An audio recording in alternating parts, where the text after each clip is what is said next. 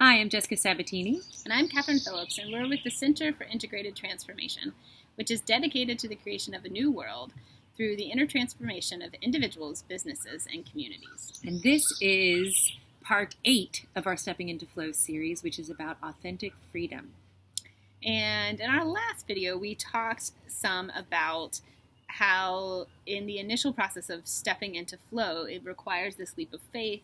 And oftentimes that those initial moments can trigger a lot of fears or doubts for people, and they can bring up a lot of unconscious beliefs that are self-sabotaging, self-destructive, and that can be a challenging time in some ways for people. But when you start living in the state of flow, even just a little bit, you will begin very quickly to see these glimmers of other ways of experiencing reality. And one of the first things that people often experience glimmers of is this experience of authentic and deep freedom. So we're going to talk a little bit more about what that feels like and why that arises when you're living in a state of flow. Because if you're working from a very linear approach, okay, this is my straight line to my peak point, I have this very linear approach that I'm going in life, then anything that takes you off of this line feels like you're not supposed to do it.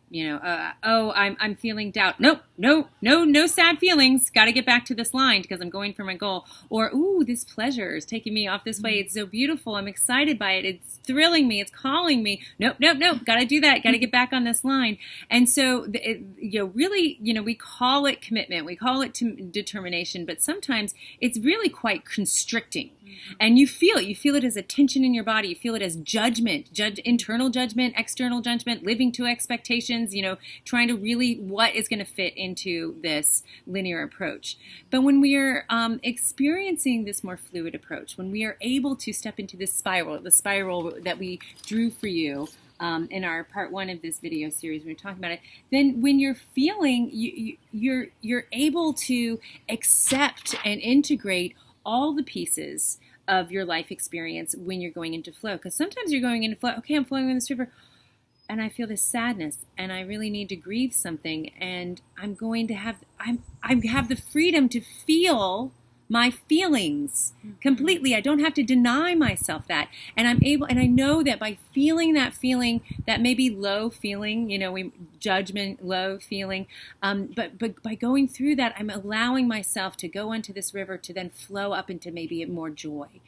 So we're able to accept, the fullness of that life experience and allow ourselves to actually feel our feelings again, which is just, it's exciting. The energy that we see people have, like when I had this joy and I almost denied myself, and then I did it, and it was inspiring, and it got my momentum going, and things started up. So this freedom to really feel, the highs and lows, and know that they're all okay. They're all a part of this expansive journey that we have.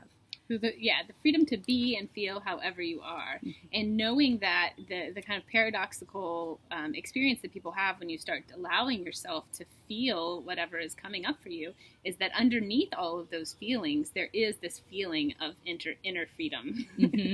That that you aren't your emotions, that you can ride all sorts of waves, and something fundamental about yourself is solid and steady and consistent, yes, regardless of those waves. Because you're going around, instead of where I am is not adequate, I need to get somewhere else.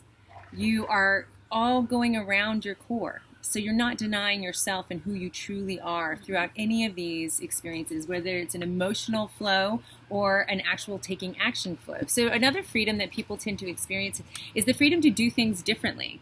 Oh, well, the world tells me I have to do A plus B to get to C, and I have to do A plus B to get to C. And you know what? I really want to do G.